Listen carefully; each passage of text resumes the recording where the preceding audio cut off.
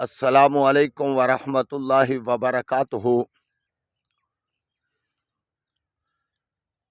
اللہ رب رحمان کا ارشاد گرامی ہے، وَإِنَّكَ لَعَلَىٰ خُلُقٍ عَظِيمٍ۔ معزز سامعین و حضرات، اخلاق کی تین قسمیں، ایک اخلاق حسنہ، ایک اخلاق رذیلہ، ایک اخلاق عظیمہ۔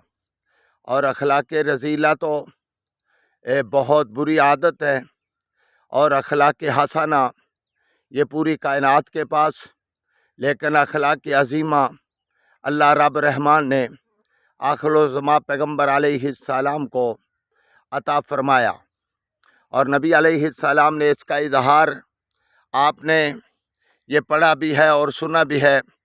جب مکہ فتح ہوتا ہے تو یہ مکے والے حضرت زنیرہ رضی اللہ عنہ کو تکلیف دینے والے، حضرت بلال رضی اللہ عنہ کو پتھروں پر لٹانے والے، آگ کے انگاروں پر سزائیں دینے والے، اور حضرت خباب بن ارت رضی اللہ عنہ کو تکالیف دینے والے، وہ سب موجود تھے۔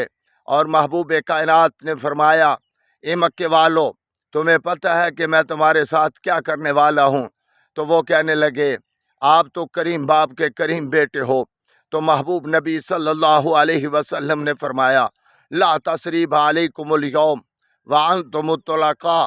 میں تو وہی جملے کہتا ہوں جو یوسف علیہ السلام نے اپنے بھائیوں کو کہے کہ جاؤ مکے والوں، میں نے تمہیں معاف کر دیا ہے۔